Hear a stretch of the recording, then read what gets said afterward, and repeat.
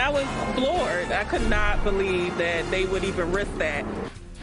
Shut down. The Brooklyn school accused of operating illegally, possibly putting dozens of students at risk for COVID-19. Waiting to reopen, when the city might get the go-ahead, and what's in the works to keep groups of people off of city beaches. And back in business, more New Jersey stores open their doors. The new industries now getting the green light. Good evening. Thanks for joining us. I'm Natalie Pascarella. And I'm Chuck Scarborough. It started as a tip and ended with dozens of students being shuffled out of a Brooklyn religious school and being crammed into buses. Exclusive video from Chopper 4 showed those students lined up and getting onto a bus on Madison Street in Bed-Stuy, Brooklyn this morning. It appears the school was operating against city and state orders. News 4's Gus Rosendale is live in Bed-Stuy with what we're learning now. Gus? Well, Chuck, as the saying goes, neighbors saw something and they said something. An open school, and police quickly shut it down. One longtime neighbor says this is a yeshiva for young men, and Chopper 4 there as class got canceled. Students rushed into a bus along Madison Street, Bedford-Stuyvesant, taken away. Neighbors filming through their window caught more piling into another bus. Police believe as many as 100 kids were in the building, some on the roof for recess, when they first got called to the scene by neighbors. This needs to be checked. You can't just be allowed to do such a thing. Zaneb Latifa was stunned to see the building open and full of students during the pandemic. And she was concerned, too, when she saw what happened when the evacuation, which was ordered by police, unfolded. Their masks were below their face, so they were like here. Some didn't have masks at all. And they just like walked out in a huge group. A gathering like this appears to break rules that are followed by most. City and state leaders have ordered all schools to be shut down for the safety of kids and staff, along with the community. Janine Wilson, who lives across the street, recently had COVID-19 along with her sister. For me, it's really like I had it. We were both pretty sick for a while, for at least a few weeks. So, you know, it's serious. The building has no signs or clear indications of who runs it or who's affiliated with it. And it's not clear where those kids in the buses were taken after they were hustled out of the school. No one else is going to school, and I was floored. I could not believe that they would even risk that. There's been no response from the property owner on record so far. The NYPD says they issued no summonses.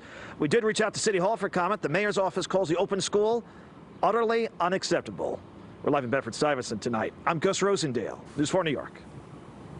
All right, Gus, thank you. Want to get to the latest now on this long road to recovery. Western New York, now the 6th region to meet all 7 metrics to reopen tomorrow. New York City has only met 3 of those 7 metrics, though. Hospital capacity and new daily admissions are still roadblocks for us. Now, daily indicators put hospital admissions in the city down today. ICU admissions up, percentage positive flat. 2 new testing sites open today in Brooklyn and in Washington Heights. More than 150 sites are open. And by June 1st, more than 60,000 test kits will be made and used at city-run sites every week. And the mayor announced that fences could be used to block the massive crowds at beaches as Memorial Day approaches. I want to get out to News 4's Andrew Siff live in Lower Manhattan with all of that for us. Hi, Andrew. Hi, Natalie. I'm standing on Stone Street. It's a pretty narrow little strip in Lower Manhattan, but the city council speaker thinks it has wide appeal as a way New York might look once it finally starts to reopen. When might that be? Well, the mayor said today it's not going to be before June. The path to reopening might go through a place like Stone Street, empty today, a hub of activity last summer. The European-style outdoor plaza embraced today by the city council speaker as a way forward.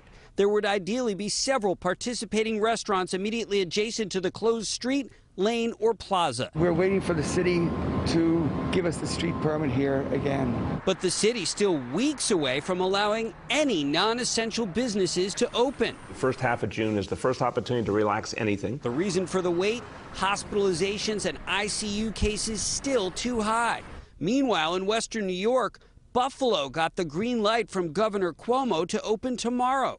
The governor got his own COVID swab test Sunday. When you find out you're negative, it's actually a nice sense of relief. The governor today brushing aside questions about his health department's tactic of sending COVID patients to nursing homes, a policy he has now reversed. We did everything we could.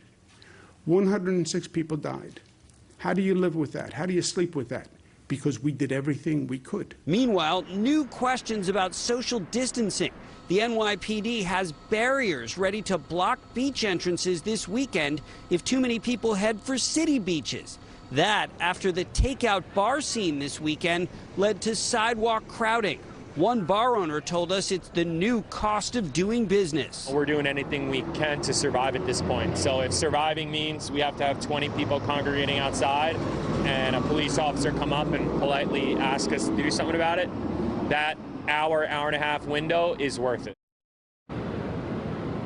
But the mayor was asked about some of those crowded images, and he said the message to New Yorkers should be get your beverage, get your food, and move on. We're live in Lower Manhattan. Andrew Siff, News 4 New York.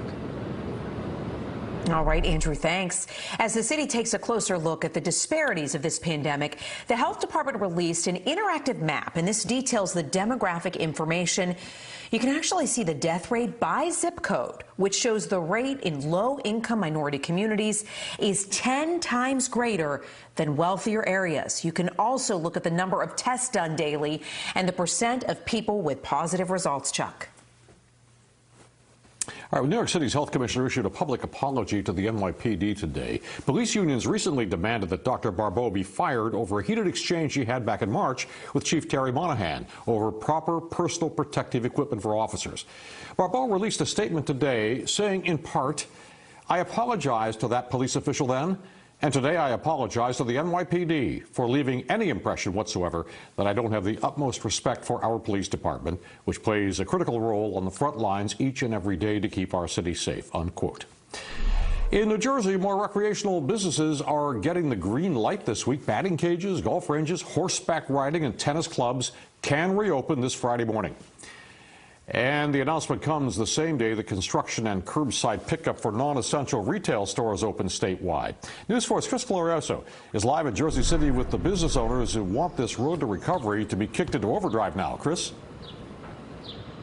Well, Chuck, this is what contactless shopping looks like. You've got your bag here for curbside pickup. You've got your table so you can do your window shopping, but you don't have to go inside. And you've got your markings on the sidewalk so that you remain 6 feet away from the other shoppers.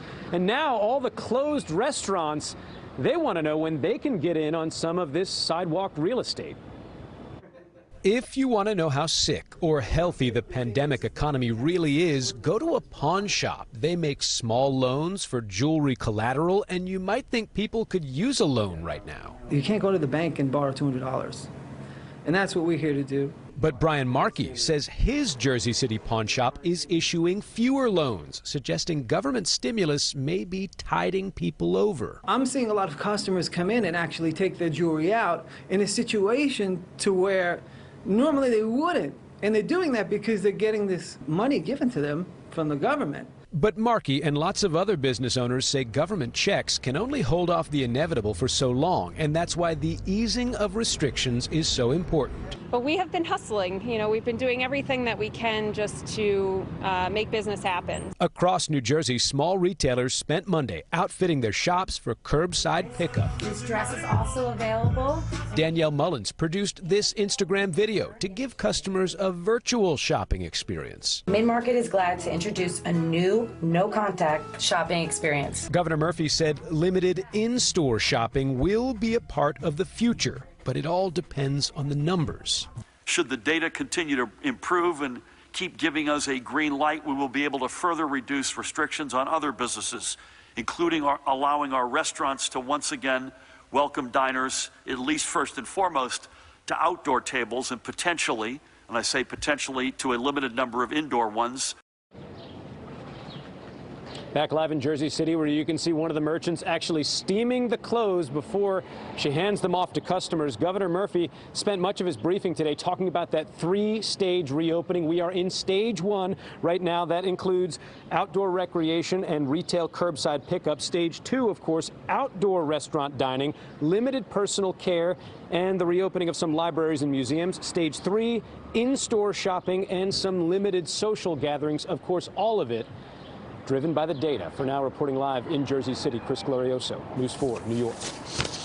All right, Chris, thank you. We are getting there. In Connecticut, some good news to report. Overall, fewer people are going to the hospital with COVID-19. Connecticut's phase 1 of reopening starts Wednesday. Retail stores will get back in business. Restaurants will be allowed to offer outdoor dining. Barbershops and salons, though, they were supposed to reopen as well, but today Governor Lamont pushed that back until June 1st, saying that the salon workers just needed some more time. People in New Canaan tell us they're ready to just get back to normal. Like to see more people, start coming into town safely and supporting our businesses.